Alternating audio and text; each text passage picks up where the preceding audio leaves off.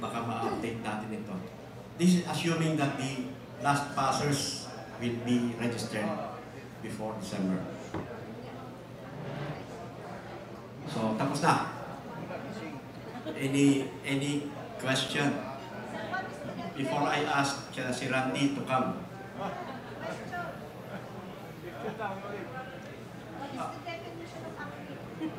Active. Yung mga nakaka-renew ng license within 3 years, within 3-year period, as provided for in regulatory law.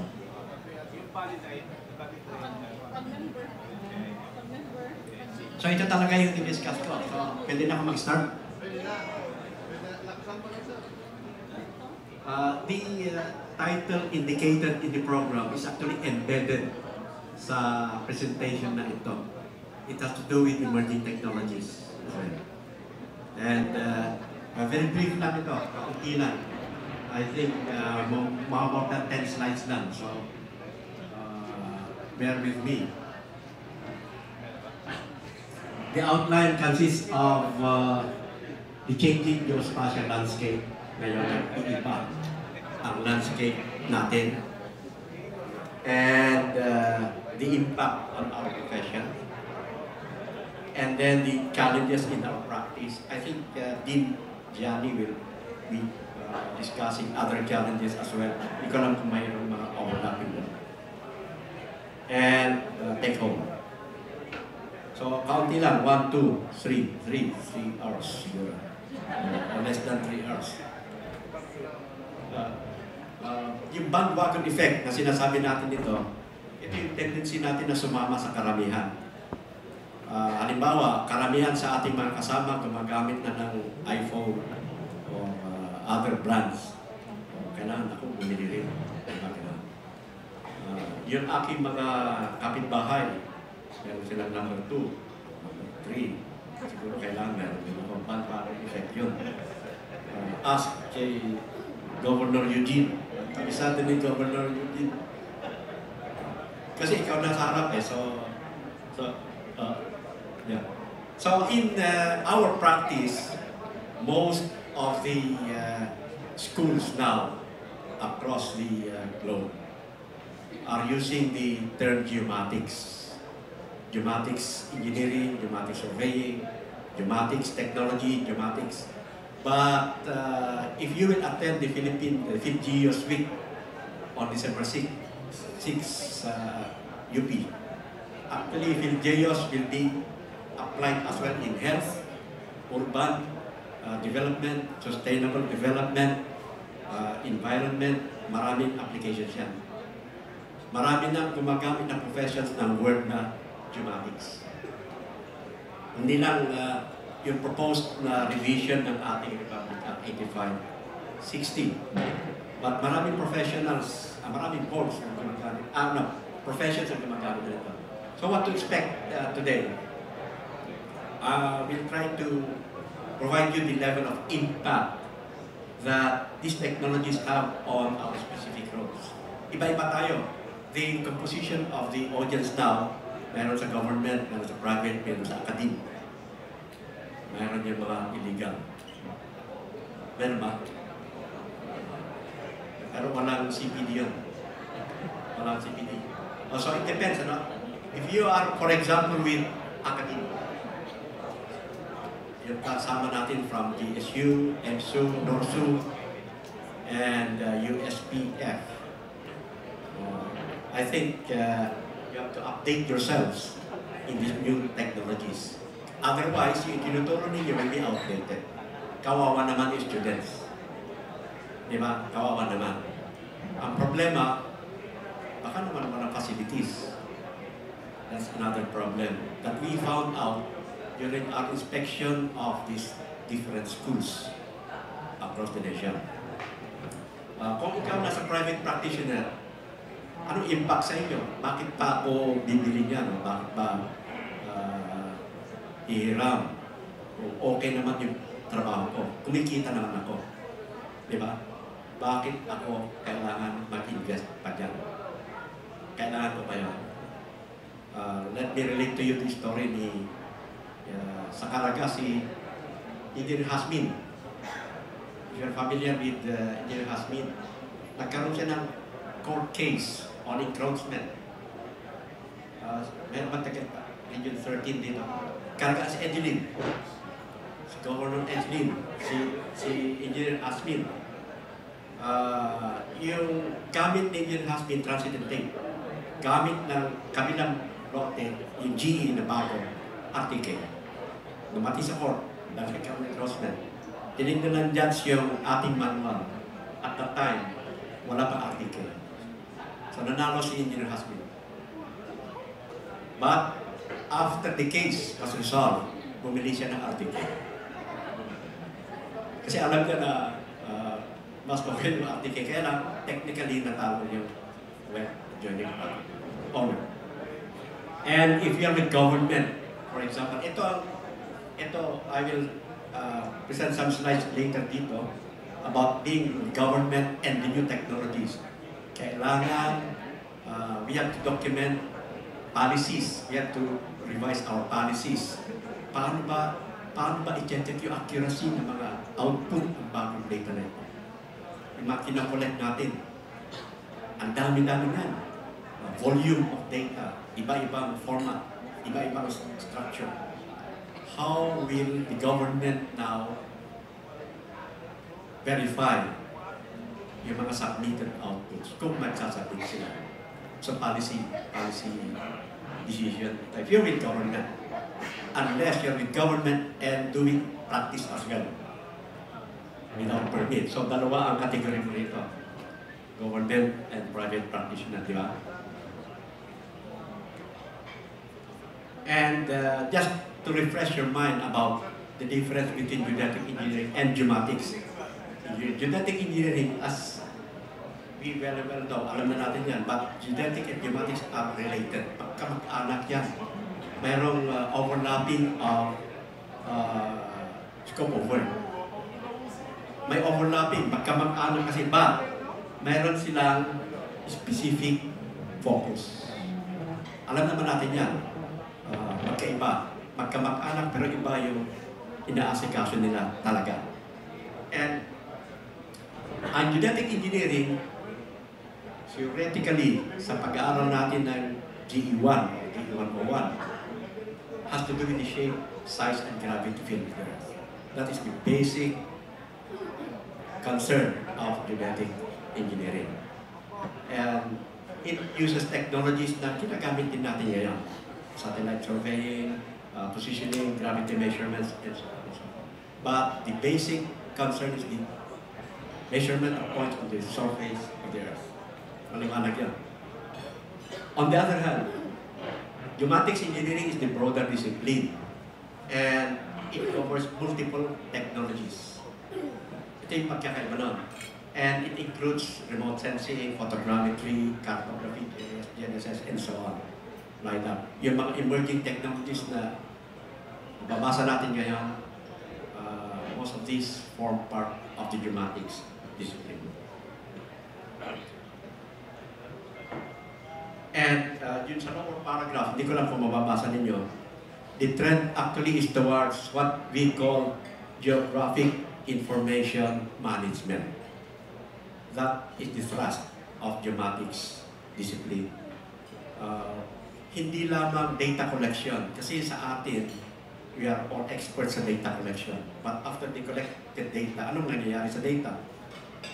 Do we manage the data? Hindi. Karamihan, you're using RTK, so many kilometers, so much precision. But your output, saan ang end nun?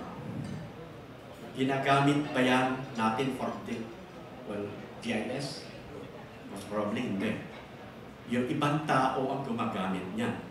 Sila yung kumikita ng mas malaki kaysa atin. Tayo ginagamit lang ng iba dahil they are now engaged in geographic information management. Geographers, social workers, and so on, and so forth. IT specialists, foresters, mga ganun. And just to give you the changing landscape across the globe, in 2015, the President of the World Economic Forum, Klaus Schwab, said, there is a dynamic transformation in the emergence of new technologies. Dynamic, ibig sabihin, tuloy-tuloy, ongoing, dynamic.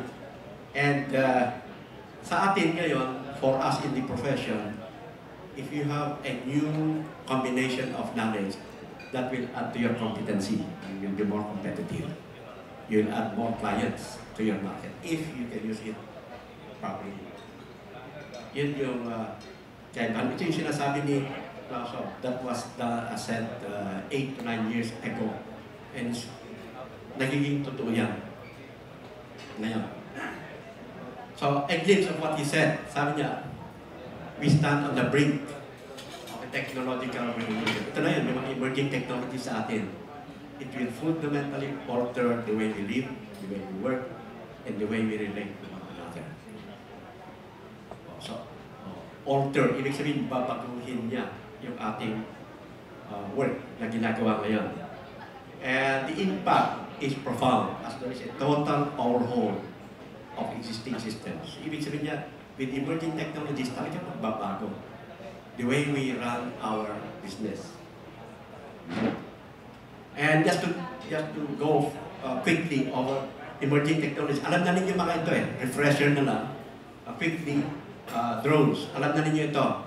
It reduces field work. Ito yung impact sa atin. Reduced field work, reduced field time, access to remote or hazardous areas, and efficient data collection. Di ba? Mas mabilis yan. Kaya lang marami yan. Drones. Lahat kayo, baka meron na kayong drones And laser scanning. Yung laser scanning, ito yung light amplification by simulated emission and radiation. Ito yung one of the yung anak ng discovery ni Einstein, radiation. Kaya sabi ng ibang authors, Einstein is the godfather of modern land surveying. Because this technology is being used now in our electronic total station, in our LiDAR, and our laser scanners. And we can use this for 3D modeling, very accurate. I am sure you have seen mga examples nito ng laser scanning. Beam ito, beam. And this is different from the mobile LiDAR. Yung mobile LiDAR, ito, mga pulses of laser. And mobile mapping system, kanina kung nakikita nyo may nag-present kanina, it's being used in combination with SLAM. SLAM is a new technology, simultaneous location and mapping. Pwede kayo pumunta sa isang lugar na wala pang mapa, with the SLAM technology on top of your vehicle, the GPS will locate the position and then the laser will map the area. Okay. Simultaneous location and mapping. SLAM. And the main technology behind LiDAR is the laser scanner. Instead of a beam, pulses ito, pulses of laser. Ito yung ginagamit ng mga LiDAR technology. Whether mobile, or whether aerial, or whether other platforms. And the aerial LiDAR, actually ito yung ginagamit ngayon ng mga ibang professionals, not necessarily genetic engineers, but ginagamit nila to map areas na mahirap puntahan ng ground. Mahirap i-map. So, if you have that facility, mayroon siyang GPS, mayroon siyang inertial measuring unit, mayroon siyang laser scanner, you can map an area very quickly, although medyo expensive lang ngayon yung LiDAR. Example, for shoreline. Mahirap i-map yung shoreline doing ground survey. The topography and the hydrographic survey part, kahit na shallow area. But with LiDAR, this can be easily done. So, mayroon na ngayon na-develop na yung topo hydro LiDAR. Meaning you can map both the ground and the shallow area at the same time.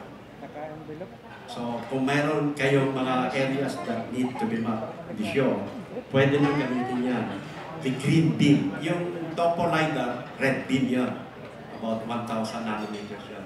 The green beam is kalahati nun, about 500 plus nanometers.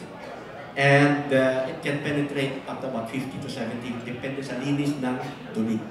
Sa Pasig River, hindi maka-measure eh. Sa Pasig. Pero dito sa Bohol, sa beach ninyo, sigurado, it can measure up to 50 to 70 meters. This has been tested, and take a look at the ground and the water, seamless. Seamless siya. Hindi na tayo mahirapan maghanap pa saan yung interface between the land and sea.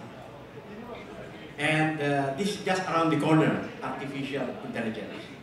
I'm sure most of you are using maybe partly or wholly itong artificial intelligence. In many of our gadgets, ginagamit na yan. Artificial intelligence. Andyan na, it's around the corner, but it's still artificial. Artificial pa rin. Kahit gaano kabilis niya, gaano ka-powerful, artificial pa rin. Hindi kagaya natin, di ba? And actually, itong AI na ito, matagal nang ginagamit ng mga remote sensing specialists. Ating mga colleagues sa VSU, I'm sure they're familiar with this for land cover classification, for land cover change determination, and so on. Artificial intelligence yun, machine learning and deep learning. Matagal na yan. Actually, we started teaching that UP remote sensing in the early 1990s for the remote sensing program. Machine learning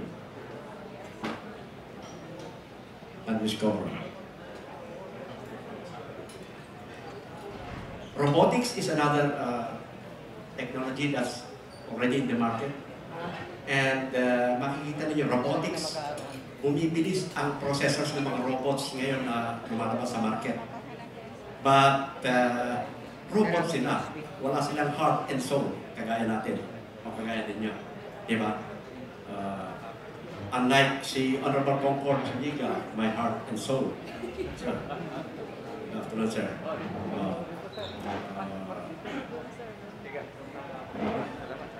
So, Honorable Concord, good afternoon. And robotics, ito robot total station, robotics, nakagamit na ba kayo nito? One of the first users ng robotics total station in the Philippines is from Bacolod. Kilala niyo si Mark Juanco. Mark Juanco pala is a mechanical engineer and was a congressman sa Pangasinan. Mayroon silang fish pan, maraming fish pan. Sina Mark, nagpa-survey siya. Sabi niya, nung nagkakwento, mali lang yung survey ng genetic engineer. So, when he went to the US for vacation, bumili siya. Then he hired a genetic engineer to use that robotics total station. One of the first sa Philippines. And ginamit niya ito sa kanyang district sa Pangasinan to check the work of DPWH company. And nakita na niya ito, robot dogs. This is something new as well. Yung rover, nasa robot. This is something new as well. Well, faster processor, but yun nga yung sinasabi ko, wala siyang heart, and so it will still depend on us to give the commands. Cloud computing, kabisado na ninyo ito, most of you are using this. The advantage is that hindi na tayo kailangan bumili pa ng mamahaling software to share our data, to collaborate with other professionals. Kasi nasa internet lang, di ba? So, this is one advantage of the cloud, in the internet. And cloud computing, ginagamit yan for Google Docs, Dropbox, Google Drive, and other facilities. Dito na kayo pupunta sa challenges in using emerging technologies. A major concern natin with emerging technologies is that most, if not all of these are multidisciplinary. Most, if not all, are multidisciplinary. Ibig sabihin, these are tools that the genetic engineer only can use. Hindi. It can be used by any person who is trained to use these tools. Yun ang one of the major concerns that we have. So, ito yung basic nature of emerging technologies. Yung pinakita ko ahead. And the first concern, challenge is unregulated practice. We cannot regulate the practice of non-genetic engineers using these technologies. At marami yan. Mamaya papakita ko na, mayroon tayo so-called sa 8560 na mas marami ang hindi genetic engineers na gumagamit.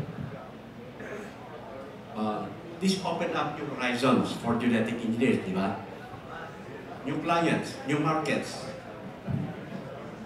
But also for non-genetic engineers. Di ba? Kung we have that capability to open market, sila rin. Ganun din. The non-genetic engineers as well. And based sa ating batas, regulatory law, the blue-collar slides here are basically genetic engineering based. Ito yung mga bread and butter natin as practitioners. And those on the right side, makikita ninyo dito, these are the geomatics technologies, part of geomatics na mas maraming in the GE ang engaged dito.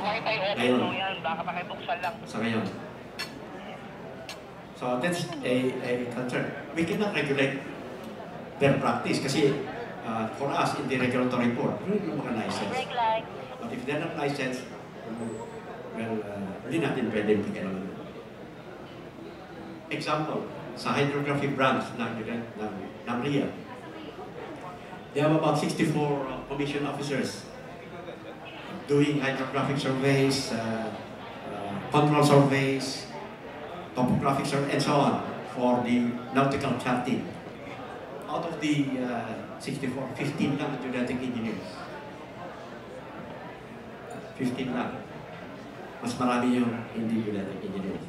And they are covered by their own law. May separate law ang commission service ng Coastal Genetic Survey. Apart from Republic Act 8560. Mayroon sila sariling law. Dito. And most of them are trained abroad sa US, Japan, and Europe in hydrography. They get category A, category B certificates in hydrography. Yun ang isang weakness sa atin sa GE curriculum natin. No? We lack the competencies for hydrography because we don't have enough resources for hydrographic surveys. In Singapore, the hydrographic survey component of the Singapore Land Authority is transferred or is separate from the Singapore Land Authority. Hydrographic surveys are vested with the Maritime Port Authority. Sila yung in charge ng hydro. Hindi nila, sabi ni Mr. Mr. So, yung chairman, we don't take part in the hydrographic survey.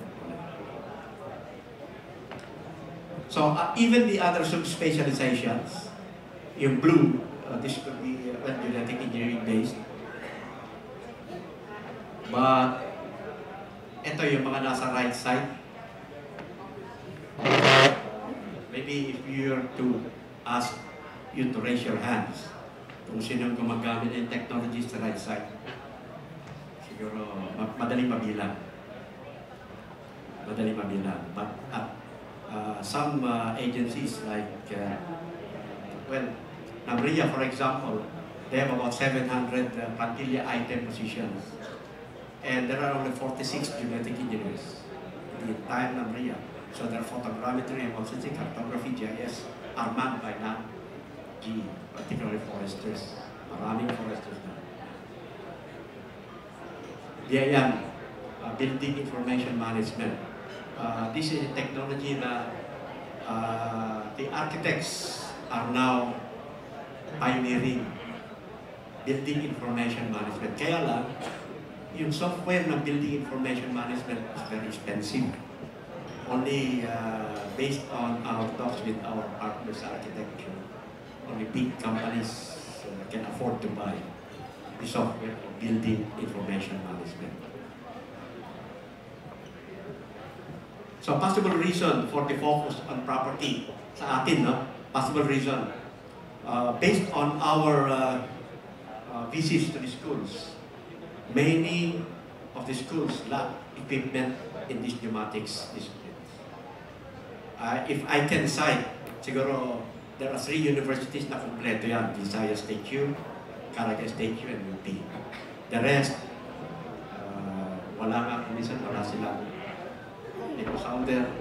Yung iba wala pa rin drone, mayroong mga iba isang drone, mga GIS, they're using QGIS, limited extent, but most of them talagang wala.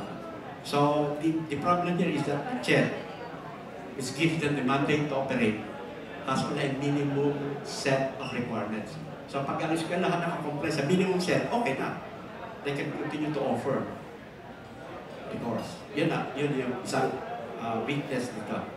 And the students in the schools commonly use the total station and RTK for the fieldwork. So pag graduate nila, tulad yun, yung pumunta rito ngayon, most of you are familiar with the total station and RTK. Diba? But maybe you have that, while kasama sa syllabus yung mga pneumatics disciplines, maybe hindi na ituro sa inyo na walang facilities. Yun yung I think this I can advance is one of the reasons for this. Ensuring data quality, and data should be accurate, reliable, and consistent. How sure are we na yung ginagather natin ay tama? Chine-check pa natin, do we have validation? Do we do it on our own? Does the LMB or the LMS or the DNR have their own procedures to check yung mga drone na output sa nila kung mayroon na? So the volume of data that's coming to us sobra because of the automation of these technologies.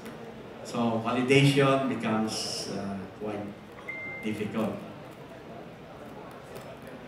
And the diversity of data also increases the danger of the data integration. So mayroon tayo dyan mga vector-based, meron tayong image-based, or what we call raster-based and vector-based. Then, are we able to process this? Do we have the software? Mahal din kasi yung software, di ba? Na pag-process niya. So, there should be quality control measures and quality assurance that should be included in our policies. Do we have this? For government policy makers, sana meron tayo yan because of the new technologies. Meron tayong calibration baseline, but the calibration baseline is actually, it was developed for the total station in Davao. The calibration baseline at UP was originally developed for the tape o the ginagamit natin for total station. Okay na naman. But that is not sufficient. We can use data integration. For those who have the drone facility, you can use the drone as backdrop to check your surveys. Tama ba yung shape? Tama ba yung location ng mga corners? At least you have some method of checking this. Si Jeffrey Torcal, Leslie Rodet sa Region 13 uses the satellite image or drone image to check his relocation.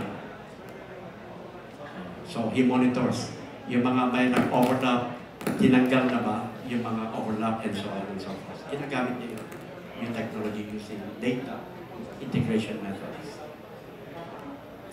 But data validation in statistically, pwede natin gamitan ito ng what we call root mean square error. If you have a simple calculator, you can use the root mean square error method to meet the requirements of DAO 22729, Section 30. Di ba mayroon tayo dyan yung plus minus 10 cm for corner relocation or verification. If you are using drones, you can check kung na-meet ng orthophoto yung inyong requirements using the root mean square error. You can. There is a procedure that we initially submitted to DAO, the drafting of DAO 2017-003. Pero nung lumabas yung final version, inalis kasi sabi, baka raw mahirapan yung mga GE sa routine square error. Sabi ko, imposible naman yan dahil sanay naman tayo rin sa routine square error. Routine square error, no. Image coordinate and the ground coordinate check, i-compare mo lang yan and compute for the residuals and so on. And you can have a simple calculation. Pwede yung program yan. We need relevant training to check that our instrument men are really trained for their job. So kailangan din na mag-attend kayo ng mga training. For those in government, libre ang training sa UP Diliman. For those in government, libre. You can be trained in GIS, photogrammetry, remote sensing, modern surveying. Libre for those in government. For those in private, you pay a minimal amount para estudyante lang. But there are courses doon, I think 3 months. But pagka natapos kayo, pwede na kayo. The high cost of instruments. Well, talagang mahal. Mayroon mga mahal. Mayroon ding mura. Kanina mayroon nag-offer ng terms of no payment, di ba? Parang nag-present kanina yung sasabihan. Meron din kami terms of no payment. Ibig sabihin, pwede kayong, walang bayan. Walang bayan. Hindi man lang kayo. So, options. We start small. Huwag ka agad bibili ng mamahalin. Siguro yung mga mura lang. Explore lease. Hindi ko lang kung mayroong vendors na nagpapalease na equipment. Consider installment offers. And sa software, open source. Maraming open source na libre sa internet. And resistance to change, malapit na matapos na. Well, lahat natatakot pagka mayroong changes, di ba? Innovation, changes. Lalo na kung tayo sanay na sa ating ginagamit na equipment, medyo kinakabahan tayo. Lalo kung by bidding, and then wala tayong bagong equipment. Those with new equipment, sigurado nakakalamang technically, di ba? So we may resist new technology. But that's not fear change. Nandyan palagi ang change eh. Guaranteed yan na mangyayari. So let's go beyond our comfort zone and learn to adapt. Actually, this is a slide that I picked up from the Bob Tropics presentation. Ito na. We learn to adapt, get out of our comfort zone. And this is necessary for growth and progress. So dapat pag may bagong technology, let's be at the forefront. Tayo mauna. May kasabihan nga na, ang sabi niyan stay ahead of the curve. Ibig sabihin, tayo dapat nauna, sumusunod lamang yung iba. But unfortunately ngayon sa market, meron ibang professions na namuna sa mga ibang technologies. But tayo sumusunod na lang. Resistance to change.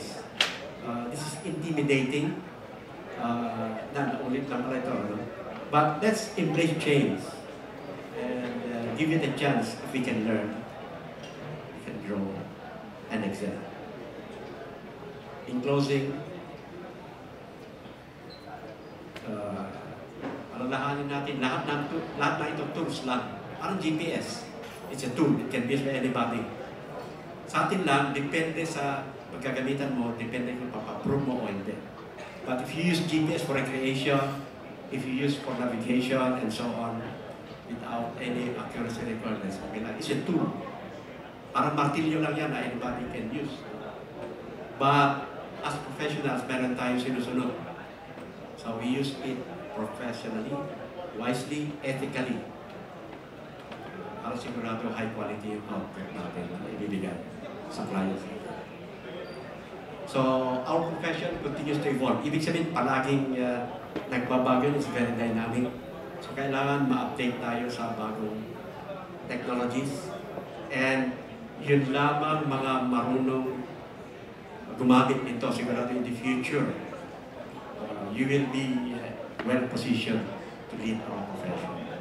Tayo. Yung mga batang genetic engineers, we encourage you to learn more about these new technologies. Kasi kayo yung nasa forefront, our colleagues na sanay na sa, well, in makaluma, but the old traditional procedures, maaaring they will give way to the new technology through the young genetic engineers. Ngayon. So nasa inyo ang pag-asa ng ating profession, yung mga bata, gaya nila Adrian, Ogal, sila Vito, yun, yung mga bata. Tama ba yan? So maraming salamat sa inyong pakikinig. Thank you very much.